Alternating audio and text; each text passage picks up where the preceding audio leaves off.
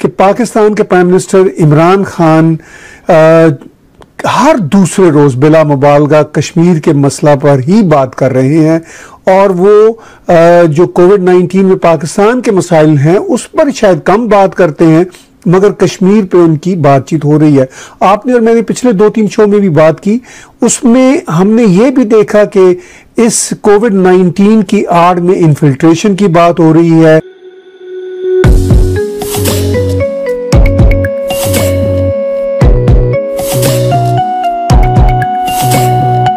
पाकिस्तान से भी खबरें आ रही हैं, भारत की तरफ से भी खबरें आ रही हैं कि कोरोना पेशेंट्स, पहले तो मीरपुर जाने का मसला था, अब सुना है कोशिश है कि उनको सरहद पार करा के जम्मू कश्मीर पहुंचा दिया जाए, ये भी मसला जुड़ा हुआ है। और उसके साथ साथ चीन से भी असला की जो सप्लाई है वो पाकिस्तान को जा रही है इन दिनों, कोविड-19 के दिनों। तो इसका क्या मतलब है? पाकिस्तान को असला जब भी मिलता है तो उसका तो एक ही जगह इस्तेमाल ज्यादातर होता है,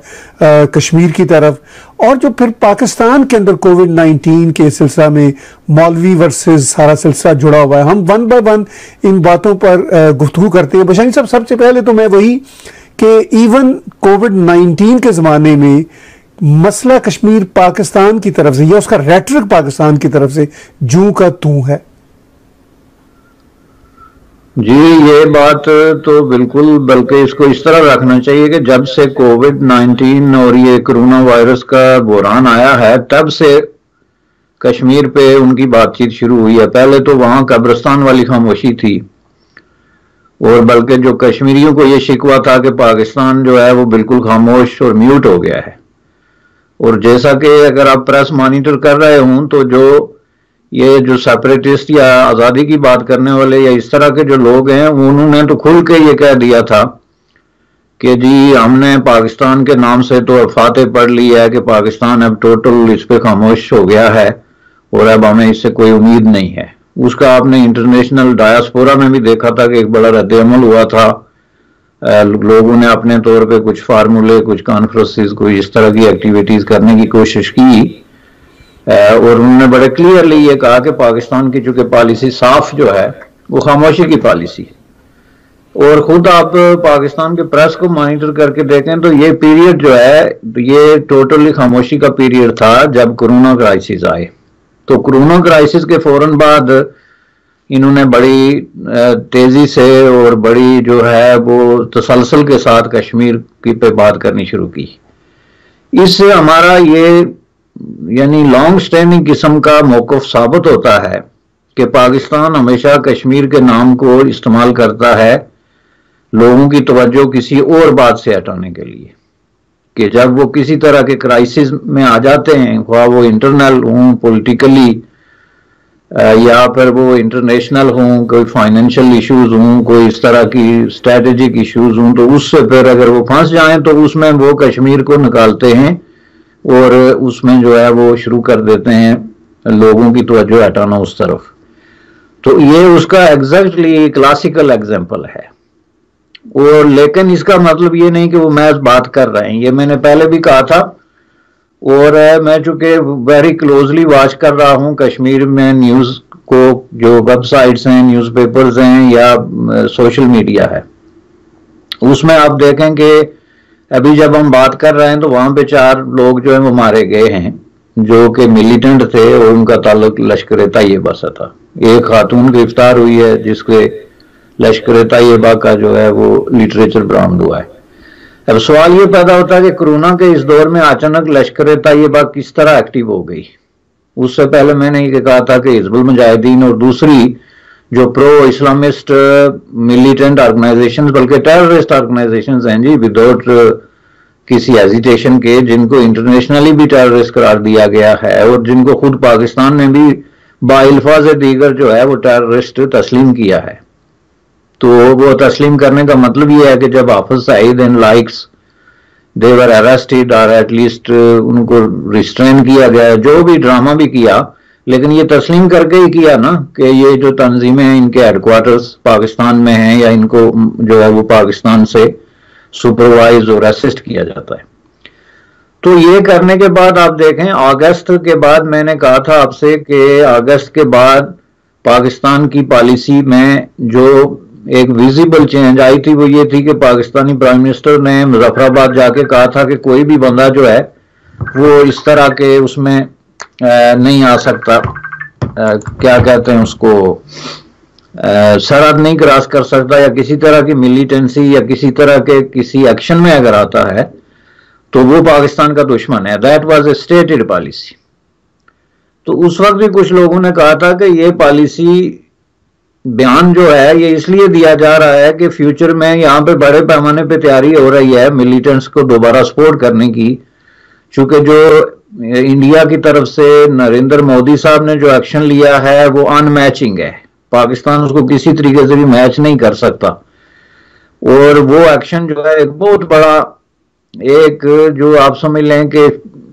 मूवर और शेकर किस्म का एक्शन है, जिसने 70 साल की पाकिस्तान की पॉलिसी जो है उसको बिल्कुल बेनकाब और एक्सपोज करके रख दिया कि पाकिस्तान के 70 साल से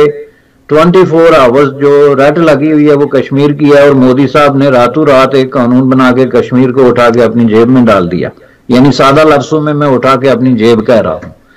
इसकी ग्रेविटी इससे जाहिर नहीं होती, लेकिन इसका मतलब ये है कि उन्होंने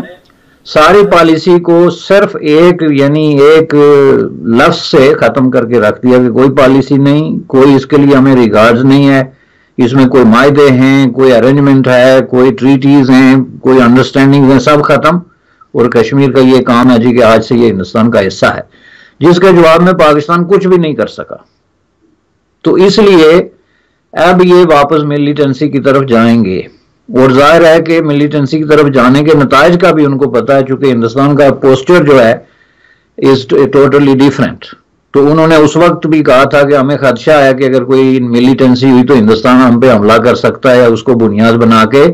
तो हमारे खिलाफ बात कर सकता है, इसलिए हम इससे लातलकी का ऐलान करते हैं, यानी इन एडवांस। जिसका दूसरा मतलब यह था कि हम तो बरी हैं लेकिन काम ये जारी रहेगा। तो वो काम फिर जारी हुआ। 120-25 जो मिलिटेंट्स हैं, टेररिस्ट हैं, वो मारे गए during this period of time, और उसमें जो है वो आज के ये 4 जो है वो मिलिटेंट्स और ये जो अरेस्ट हुए हैं ये उसमें शामिल हैं। और हर दिन यही रफ्तार है, तकरीबन 3-4 जो दूर दराज के गांवों में, देहातों में जो है वो लड़ते हुए मारे जाते हैं। तो इस हिसाब से कह सकते हैं, सॉरी कतक लाइन माफी, बात को आगे चलाना चाह रहा हूं, कह सकते हैं कि मिलिटेंसी पाकिस्तान की तरफ से बढ़ने का खदशा है कोविड-19 की आड़ में, और क्या उसकी वजह से फिर हालात एक बार फिर किसी किस्म की जंग की तरफ जा सकते हैं? जंग अगर आप ना भी कहें, देखें एक चीज जो है वो दीवार पे लिखी हुई है कि पाकिस्तान जो है वो इस बहरान को टैकल नहीं कर सकेगा एक नॉर्मल सिचुएशन में। यानी जो कुछ हम लाइफ पाकिस्तान में देखी थी हमने 1 साल पहले, वो फिर उस तरीके से रीस्टोर नहीं हो सकेगी, जो बाकी दुनिया में भी है, लेकिन बाकी दुनिया का किस्सा डिफरेंट है। जो भी मुल्क ऑलरेडी बहुत बड़े फाइनेंशियल क्राइसिस में थे, उसमें Pakistan was one of the top of the list, जो कि at the edge of bankruptcy जिनको आप कह सकते हैं, और जिनको आप इंटरनेशनल कम्युनिटी में तिहाड़ीदार कह सकते हैं। तिहाड़ीदार जो है होता है ना, पंजाबी का गालिबन लफ्ज़ है ये, या हिंदी का, जिसका मतलब है कि दिन को बंदा काम करता है तो शाम को खाना खाता है। ठीक है, तो इसका मतलब पाकिस्तान का तिहाड़ीदार होने का मतलब ये है कि कहीं से किस्त आएगी, कोई कर्जा देगा, ख्वाह वो IMF है, ख्वाह वो कोई इस्लामिक कंट्री है, या ख्वाह वो चाइना है, या कोई भी मुल्क है, लेकिन अगर किस्त आएगी तो हम खाना खाएंगे वरना नहीं खा सकते। That was the position, right. तो अब ये कोरोना ने जिस तरीके से जो है वो इकोनॉमी को डैमेज किया है, और जिस तरीके से इसकी मिस हैंडलिंग हो रही है on the top of that, उसके बाद लगता यह है कि जब ये क्राइसिस गुजर चुकेंगे तो पाकिस्तान जो है एक ऐसा मुल्क होगा जिसमें 75% लोग बेरोजगार होंगे। अगर आपके 25-30% अमेरिका और ऑस्ट्रेलिया जैसे मुल्क में हो सकते हैं, तो उस हिसाब से मैं कह रहा हूं, एक बहुत ही मोहताद अंदाजे के मुताबिक, तो उस हिसाब से फिर इतनी बड़ी पॉपुलेशन जो है वो बेदाली, भूख, नंग, जैसा कि खुद प्राइम मिनिस्टर ने भी फरमाया कि कोरोना के बाद हम लोगों को भूख से कैसे बचाएंगे। नॉर्मली आप दुनिया की तरफ देखते थे, जो रिच और डेवलप कंट्रीज है कि वहां से कुछ आ जाएगा, लेकिन रिच और डेवलप कंट्रीज का अपना जो एशर हो गया है, जिस तरीके से क्राइसिस का वो शिकार हो गए हैं, उसमें कोई लंबी चौड़ी उम्मीदें नहीं रखी जा सकती। तो यही वो टाइम होता है जब मुल्कों के अंदर रिएक्शनरी फोर्सेस जो है वो टेक ओवर करती हैं और फिर वो मुल्कों और कौमों को जंग की तरफ और तसादम की तरफ और मीनिंगलेस किस्म की मिलिटेंसी की तरफ लेके जाती हैं, जैसे कि माजी में होता रहा है। और उसमें एक खास किस्म का जो जिहादी माइंड है वो डोमिनेट कर जाता है। पाकिस्तान के लिए ये अब तय हो गया है कि ये इन क्राइसिस को हैंडल नहीं करेंगे, जिसके नतीजे में वहां एक नेगेटिव इफेक्ट ये आएगा कि ये जिहादी कुफ्त हैं, ये मुनज़्ज़म, ये जो इस तरह की जमातें हैं, ये दोबारा सामने आएंगी और वहां पे एक बड़ा एक कत्लो गारतगरी और खून खराबे का जो है वो अंदेशा मौजूद है। इसी तनाजर में मैं कश्मीर को भी देख रहा हूं कि फिर कश्मीर उसमें एक सेंट्रल पॉइंट बन जाएगा, जिस तरह गुज़श्ता 10-15 सालों में अफगानिस्तान एक सेंट्रल पॉइंट बना हुआ था कि वहां क्या हो रहा है,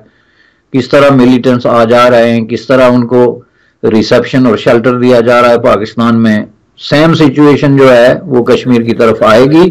और इसकी इब्तिदा हो चुकी है। मुझे ये लगता